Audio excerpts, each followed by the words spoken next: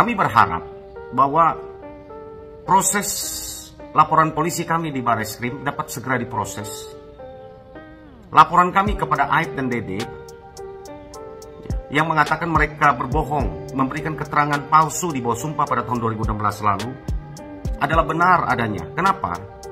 Karena yang kami laporkan salah satunya adalah Dede, itu sudah mengaku bahwa itu betul dia berbohong pada tahun 2016 lalu. Itu sebabnya kami mendesak Bareskrim Mabes Polri, hayu segera percepat. Kasihan 7 terpidana ini membutuhkan penanganan teman-teman di Bareskrim Mabes Polri untuk menjadi novum PK kedua bagi mereka. Begitupun tentang laporan kami terhadap oknum-oknum penyidik Rudiana dan kawan-kawan tentang dugaan penganiayaan dilakukan pada tahun 2016 lalu. Itu juga bukan isapan jempol, bukan hoax, karena Komnas HAM dan juga LPSK sudah menyatakan hasil penyelidikan yang sama. Dan para terpidana juga mengatakan hal yang sama. Bukti-buktinya ada. Dan mereka, para penyidik, oknum-oknum penyidik, sebagian yang melakukan itu sudah dilakukan sidang kode etik. Apakah sidang kode etik itu menghapuskan pidana, pertanggungjawaban pidana? Ini juga kami butuhkan untuk menjadi novum bagi PK kedua bagi 7 terpidana. Saya mengetuk hati nurani kita semua, Bapak Ibu sekalian, pencinta keadilan. Mari kita kawal terus. Kami akan terus memberikan yang terbaik, pendampingan, apapun yang akan terjadi. Saya secara pribadi sebagai ketua tim dan juga atas perintah dari Ketua Umum Dewan Pimpinan Nasional Pradi, Profesor Dr. Otto Hasibuan, saya katakan, andaikan semua pun meninggalkan para 7 terpidana ini, tapi kami tidak akan membiarkan.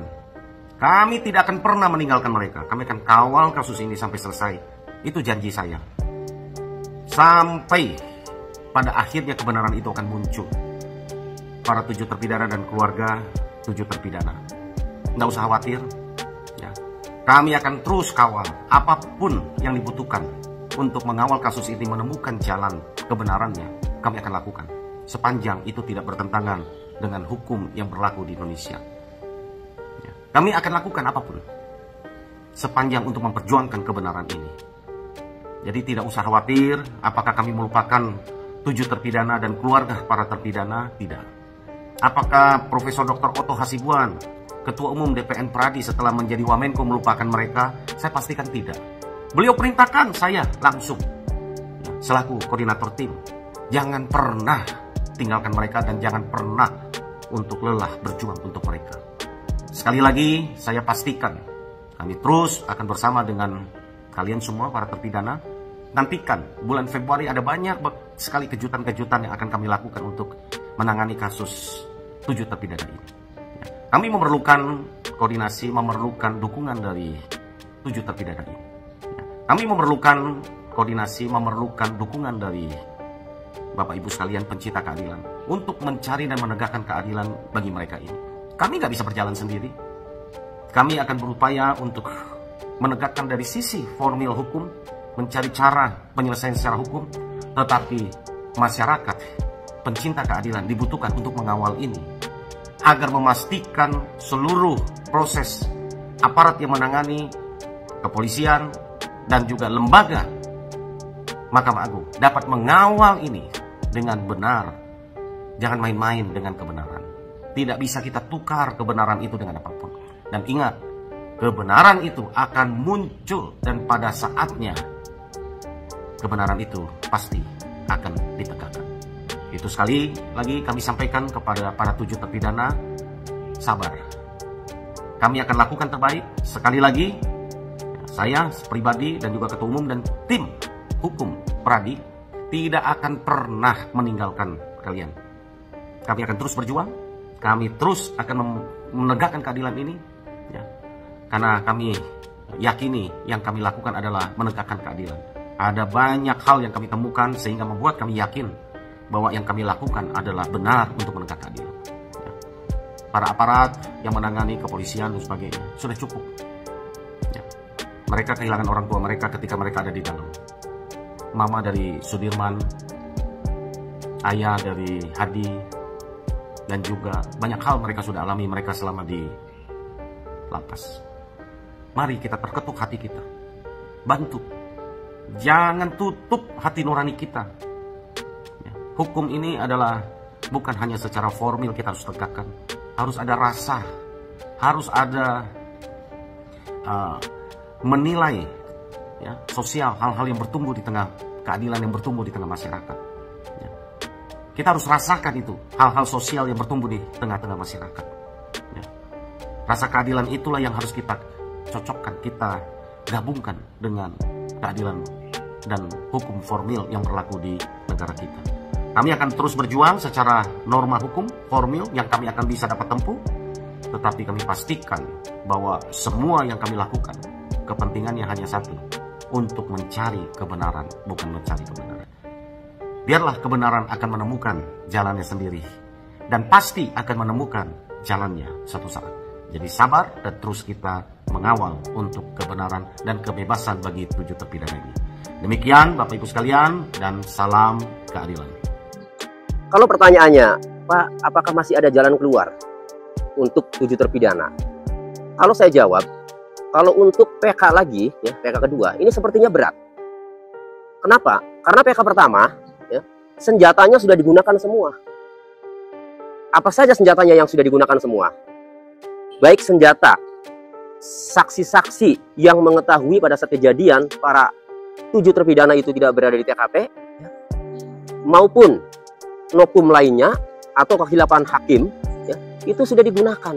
Karena kemarin PK 7 terpidana itu termasuk Saka Tatal, itu alasannya itu ada 2 yang saya amati.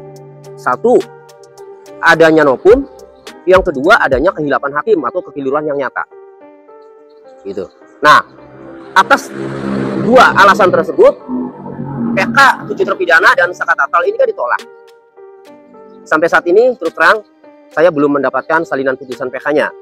Sehingga, apa pertimbangan hakim PK memutuskan PK 7 terpidana dan Saka Tatal itu ditolak dengan alasan nopum yang diajukan itu bukanlah bukti baru dan tidak ditemukan kehilapan hakim atau kekeliruan yang nyata. Apa pertimbangan hakimnya? Itu bagaimana dalam memori PK-nya ini, ya, penasihat hukum dalam menyajikan, dalam menguraikan nopum maupun kehilapan hakim atau kekeliruan yang nyata, sehingga kemudian diputus oleh hakim PK ini ditolak. Jadi PK kedua ini sepertinya berat. Kenapa? Karena senjata-senjatanya sudah digunakan semua di PK pertama. Jadi sudah resiko. Senjata digunakan di PK pertama kemudian ditolak. Andai saja ya, mungkin kalau PK-nya satu-satu ya, misalnya PK-nya siapa dulu, Ripaldi dulu ya, dengan nopum dan kehilapan hakim yang diuraikan seperti dalam memori PK-nya itu. Kemudian ditolak. Dengan memperhatikan putusan PK 1 terpidana yang ditolak itu dijadikan pembelajaran atau evaluasi. Tapi sudah terlanjur karena serempak 7-7-nya PK termasuk Saka Tatal, akhirnya ditolak 1, ditolak semua. Nah, sehingga senjata nopum maupun kehilapan hakim yang sudah digali, yang sudah dikumpulkan, semuanya sudah digunakan. Nah, jadi berat ya untuk PK yang kedua. Kecuali ada satu lagi yang belum digunakan, ya, alasan PK sebagaimana diatur dalam pasal 263 KUHP. Selain nopum, kehilapan hakim atau kekeliruan yang nyata, juga satu lagi yaitu ada saling pertentangan antara putusan satu dengan putusan lainnya. Artinya harus ada putusan pengadilan di mana putusan pengadilan dalam perkara yang sama itu ada saling pertentangan. Ya, jadi satu putusan ya, ini bisa mematahkan putusan 7 terpidana termasuk putusan Saka Tatal. Nah, berarti kalau ada putusan yang harus saling pertentangan, berarti harus ada perkara yang dibawa ke pengadilan. Apa perkara kasus pidana yang bisa dibawa ke pengadilan? Perkara kasus pidana yang bisa dibawa ke pengadilan diantaranya, satu, ada keterangan atau kesaksian palsu yang diproses secara hukum kemudian sampai ke pengadilan, kemudian diputuskan oleh hakim bahwa terbukti ada kesaksian palsu dalam perkara pidana. Nah, kalau ada putusan pengadilan ya, yang memutuskan bahwa ada kesaksian palsu di dalam kasus pidana pada saat sidang tahun 2016, dalam putusan pengadilan tahun 2016, maka itu ada saling pertentangan. Karena ketika ada keterangan palsu, berarti mematahkan keterangan dia yang tertuang di dalam putusan pengadilan yang sudah dimuat kesaksiannya. Misalnya, Dede Riswanto. Nah, Dede Riswanto ini kan mengaku mengetahui pada saat kejadian, diantaranya tahu saat terjadi lempar-lemparan sama Aep. Kalau sudah diputus pengadilan, ternyata Dede yang bersama Aep itu terbukti bahwa itu keterangan palsu, ya berarti ya satu saksi ini gugur. Keterangan saksi Dede ini berarti palsu. Kalau itu sudah putusan pengadilan dan sudah inkrah, ya maka itu bisa menjadi bahan untuk PK dengan alasan saling pertentangan antara putusan pidana Dede Riswanto dengan putusan pidana 7 terpidana termasuk Saka Tatal. Cuma persoalannya begini, apakah putusan pidana memberikan kesaksian palsu ya satu orang yaitu Dede Riswanto, sementara Aep-nya itu ya, itu tidak diproses atau tidak dijadikan tersangka atau tidak terbukti memberikan keterangan palsu di persidangan, ya, belum jadi putusan pidana. Apakah mampu Dede saja ini nanti putusan Dede saja ini apakah mampu nanti ya, membatalkan putusan 7 terpidana termasuk Saka Tatal? Apakah mampu? Belum tentu. Nah, karena kalau hanya Dede yang diputus, nanti persepsi hakim bisa saja ini yang benar Dede apa Aep, karena Aep masih berpegang teguh, masih bersikukuh pada kesaksiannya bahwa ia melihat lempar-lemparan, sementara Dede mengaku itu keterangan palsu. Nah, kecuali Aep-nya juga yang jadi tersangka. Maka kalau Aep-nya juga yang jadi tersangka, ya sudah.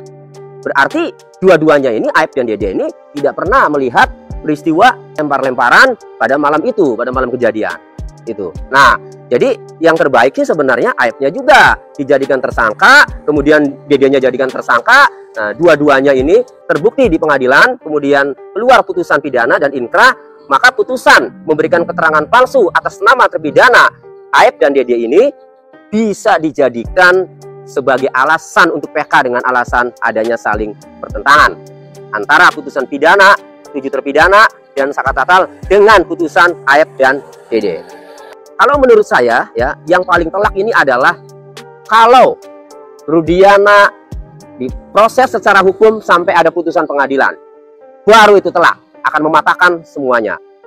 Karena yang memunculkan nama-nama pelaku dalam BAP ada 11 pelaku, 8 terpidana dan 3 DPO. Itu Rudiana. Karena orang pertama kali di BAP atau diperiksa, dimintai keterangan itu, ya, ketika lapor itu pasti korban, pasti pelapor. Nah, 31 Agustus 2016, Rudiana melaporkan ke Polres Cirebon Kota. Nah, kemudian yang diperiksa pertama kali ya Rudiana. Itu dalam BAP Rudiana itu pada BAP nomor 5 itu ditanya oleh penyidik siapa nama pelaku yang melakukan pembunuhan berencana dan persetubuhan terhadap Vina. Nah, itu dijawab 8 terpidana itu dan termasuk 3 DPO, bahkan satu lagi 4 DPO-nya namanya Andika. Nah, itu Rudiana.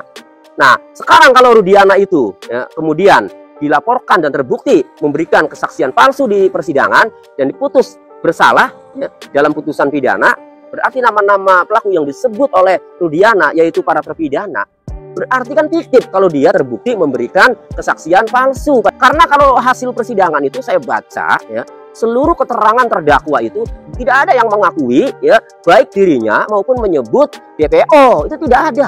Saya baca itu keterangan terdakwa satu-satu dalam putusan pengadilan, tidak ada yang menyebut dia mengakui maupun menyebut nama DPO, itu tidak ada. Hanya Rudiana. Ya, hanya Rudiana dalam persidangan itu. Dan saksi lain juga tidak ada yang menyebut, hanya Rudiana. Makanya kuncinya itu di Rudiana. Jadi kalau Rudiana yang maju proses hukumnya, yang maju perkaranya, diproses sampai ke persidangan, terbukti memberikan kesaksian palsu dalam hal nama-nama pelaku, yaitu nama-nama para terpidana, nah berarti tuntas sudah. Berarti pelaku-pelaku yang disebut oleh Rudiana, yang dalam hal ini para terpidana itu adalah palsu atau rekayasa. Nah, jika itu terbukti, tuntas sudah. Nah, maka putusan pengadilan atas nama terpidana Rudiana nanti itu bisa dijadikan alasan untuk PK, yaitu alasan adanya saling pertentangan. Maka bisa bebas tuh semua para terpidana yang saat ini masih menjalani hukuman pidana penjara seumur hidup.